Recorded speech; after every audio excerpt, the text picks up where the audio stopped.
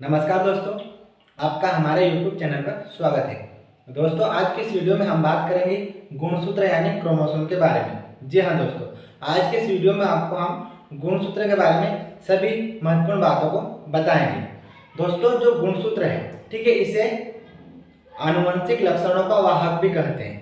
ठीक है, तो हम आज की वीडियो में आपको बताएंगे कि गुणसूत्र क्या है, गुणसूत्र के प्रकार कौन कौन से होते हैं। दोस्तों, हम सभी जानते हैं कि इस पृथ्वी पे, ठीक है, जितने भी सजीव है, जितने भी सजीव प्राणी है, लिविंग ऑर्गेनिज्म है, सभी का शरीर किससे बनता है? कोशिकाओं से। ठीक है, हम सभी जानते हैं कि जितने भी सजीव प्राणी है, सभी के अंदर कोशिकाएं पाई जाती हैं और कोशिकाएं क्या करती है कि किसी भी जीव की संरचना को बनाती है। ठीक है दोस्तों, तो हमने यहाँ पे क्या करा है, कोशिका का एक चित्र बना है, डायग्राम बना है। तो सबसे पहले हमें गुणसूत्रों को समझने से पहले क्या करना पड़ेगा, एक कोशिका के बारे में समझना पड़ेगा। दोस्तों, जो कोशिका होती है किसी भी जीव की, उस कोशिका में सबसे बाहर की ओर एक लेयर पाई जाती है, एक स्तर पाया जाता है जिसे हम बोलते हैं कोशिका झिल्ली यानी सेल मेम्ब्रेन। ठीक है, कोशिका झिल्ली के जस्ट अंदर की ओर कोशिका द्रव्य पाया जाता है। दोस्तों, क्या पाया जाता है? कोशिका द्रव्य। इस कोशिका द्रव्य के अंतर्गत mitochondria, Golgi body, ribosome, lysosome, इस तरह से बहुत सारे क्या होते हैं, कोशिका के अंग होते हैं। और उन कोशिका के अंगों में एक अंग पाया जाता है केंद्रक। ठीक है, जो काम होता है कोशिका का सेंटर में, मध्य में। ठीक है, जिसे हम गोल गोल हमको दिखता है, जिसे हम बोलते हैं क्या?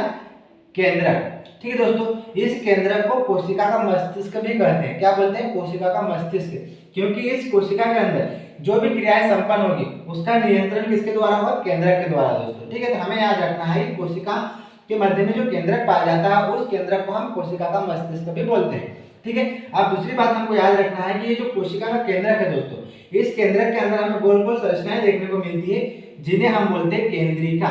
क्या बोलते हैं? केंद्रिका। और इन केंद्रिकाओं के पास में धागेनुमा हमें संरचना देखने को मिलती है दोस्तों, जिसको हम बोलते हैं क्रोमेटिन जाल। तो अब यहाँ से शुरू होगी क्या? गुणसूत्र की कहानी। दोस्तों, कोशिका के अंदर जो क्रोमेटिन जाल होता है, ठीक है, जो क्रोमेटिन जाल होता है, ठीक है, ये क्या होता है कि जब कोशिका का विभाजन होता है, क्या होता है? जब कोशिका का विभाजन होता है और कोशिका विभाजन की जो अंतरावस्था आती है, उस अवस्था में क्या होता है दोस्तों कि जो धागा है, जो क्रोमेटिन जाल है, ये क्या होता है? संघनित होता है। संघनित होना मतलब कि इकट्ठा होता है, पास पास में आता है। कैसे आता है? तो कुछ इस तरह से। ठीक है दोस्तों, जो इसका धागा है, जो इसका क्रोमेटिन है, वो क्या होगा? संघनित होगा, पास पास में आता है और कुछ इस तरह से संरचना को बनाता है। किस तरह से? इस तरह से। ठीक है दोस्तों, ठीक है दोस्तों, तो कुछ इस तरह से संरचना बनाती है। ठीक है, अब ये संरचना कैसे बनी है? जो केंद्रक के अंदर क्रोमेटिन जाल है, ठीक है, जब कोशिका विभाजन होता है तो इस क्रोमेटिन जाल में संघनन होता है, मतलब कि ये क्या होता है? इकट्ठा होता है, पास पास में आता है, संघनित होता है और कुछ इस तरह से संरचना को बनाता है। ठीक है दोस्तों, इसी संरचना को हम बोलते हैं क्या? गुणसूत्र, क्रोमोसोम। ठीक है, इसी संरचना को हम बोलते हैं गुणसूत्र। यानी गुणसूत्र का निर्माण किससे होता है? जो क्रोमेटिन धागा होता है उसमें संघनन होता है कोशिका विभाजन के समय, तब गुणसूत्र का निर्माण होता है, यानी गुणसूत्र बनते हैं। दोस्तों, अब हमें ये याद रखना है कि जो गुणसूत्र की संरचना ऐसी होती है, तो सबसे बाहर की ओर इसका जो स्तर पाया जाता है उसे हम बोलते हैं पेलिकल। क्या बोलते हैं? पेलिकल। दोस्तों, हमें याद रखना है कि गुणसूत्र की जो संरचना होती है उसके सबसे बाहर की ओर जो स्तर पाया जाता है उसे हम बोलते हैं पेलिकल। ठीक है, और इसके जो पेलिकल के जस्ट अंदर वाला जो भाग होता है दोस्तों, उसको हम बोलते हैं मैट्रिक्स। क्या बोलते हैं?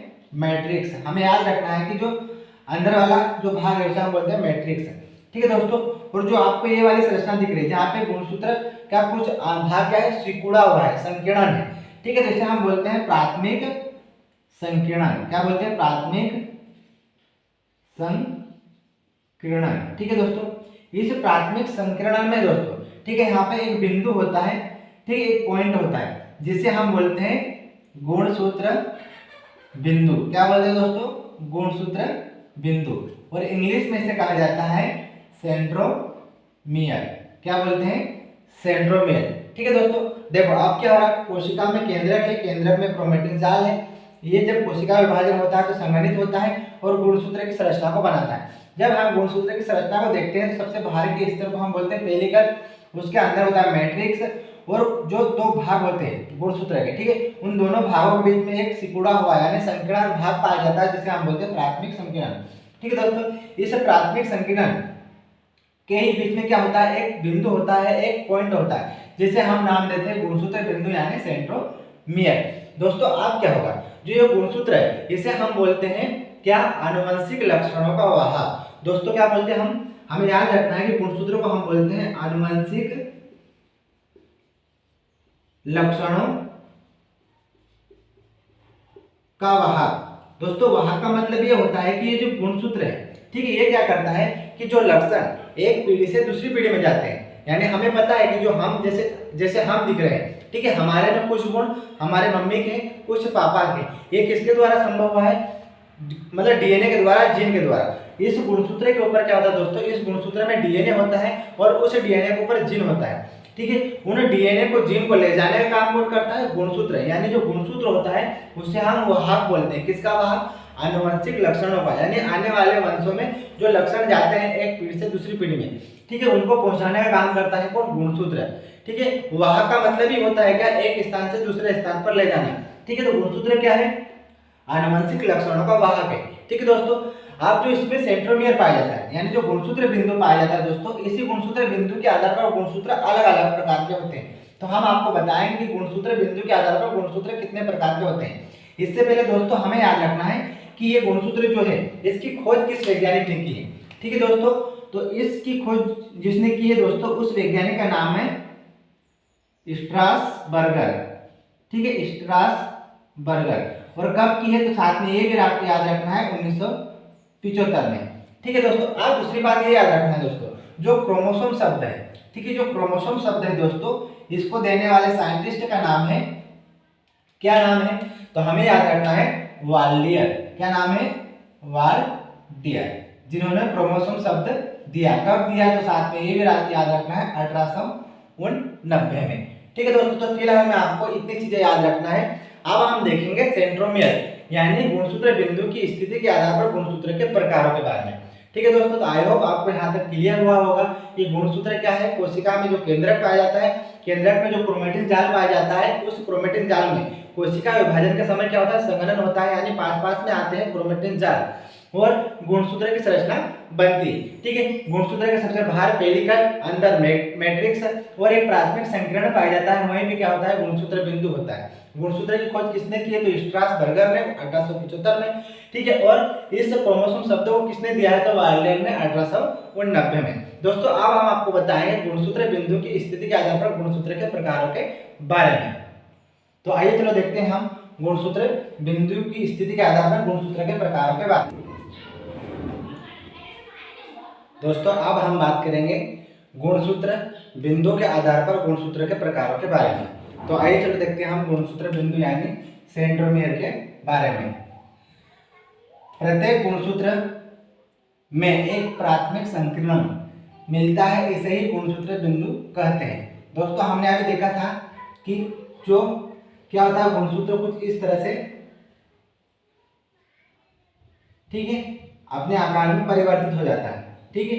और इस बिंदु को हम क्या बोलते हैं, गुणसूत्र बिंदु यानी सेंट्रोमियर। तो वही लिखा है यहाँ पे कि प्रत्येक गुणसूत्र में एक प्राथमिक संकीर्ण, ठीक है, इसको हम बोलते हैं प्राथमिक संकीर्ण मिलता है, इसे ही गुणसूत्र बिंदु कहते हैं। आगे हमने लिखा है कि यह बिंदु गुणसूत्रों के दो अर्ध भागों को जोड़ने का काम करता है, ठीक है। हमें दिख रहा है कि गुणसूत्र बिंदु क्या कर रहा है, दो गुणसूत्र के अर्ध भागों को जोड़ने का काम करता है, ठीक है। अब इस गुणसूत्र बिंदु यानी सेंट्रोमियर की स्थिति के आधार पर गुणसूत्र अलग अलग यानी 4 प्रकार के होते हैं। तो पहला हमें याद रखना है टीलोसेंट्रिक, ठीक है। जो टीलोसेंट्रिक है दोस्तों, इस प्रकार के गुणसूत्र पर सेंट्रोमियर एक किनारों पर मिलता है, जैसे कि आपको डायग्राम में दिख रहा है यहाँ पे क्या है कि जो दो अर्ध भाग है गुणसूत्र के, ठीक है, नहीं कैसे अर्ध, एक तो ये, ठीक है।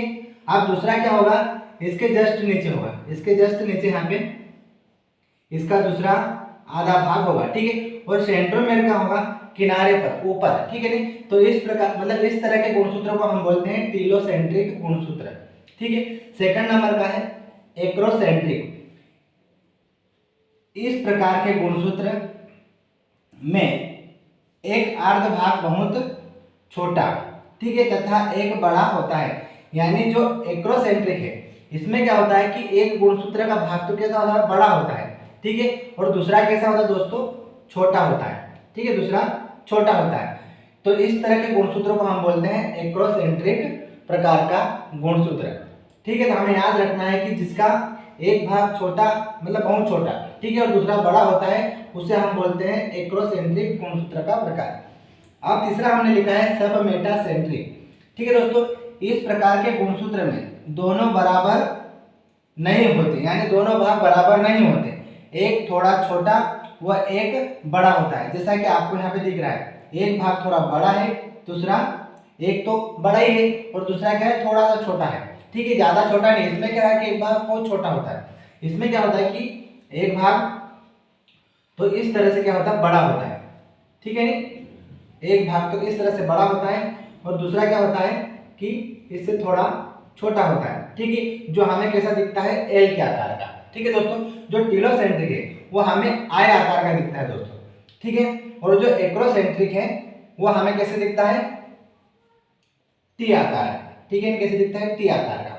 और जो सब मेटासेंट्रिक है दोस्तों वो हमें दिखता है एल आकार का। ठीक है, तो हमें याद रखना है कि सब मेटासेंट्रिक में गुणसूत्र हमें एल आकार के दिखते हैं, यानी एक भाग उसका बड़ा होता है और एक भाग थोड़ा छोटा होता है। चौथा हमने लिखा है सब मेटासेंट्रिक। ठीक है, अब इसमें क्या होता है कि इसमें दोनों अर्ध भाग बराबर होते हैं, जैसा कि आपको डायग्राम में दिख रहा है। ठीक है, इसमें क्या होता है कि गुणसूत्र के दोनों अर्ध भाग कैसे होते हैं, बराबर होते हैं, यानी हमें ये कैसे दिखता है, वी के आकार का दिखता है। ठीक है, तो इस तरह से हमें क्या करना है, गुणसूत्र यानी सेंट्रोमेर की स्थिति के आधार पर गुणसूत्रों के प्रकारों को याद रखना है। तो चार है, पहला है टीलोसेंट्रिक, एक्रोसेंट्रिक, सब मेटासेंट्रिक और मेटासेंट्रिक। तो आई होप दोस्तों आपको गुणसूत्र के बारे में सभी चीजें अच्छे से समझ में आई होगी। अगर वीडियो अच्छा लगे तो दोस्तों लाइक और चैनल को अगर आप नए हो तो सब्सक्राइब जरूर करना। धन्यवाद।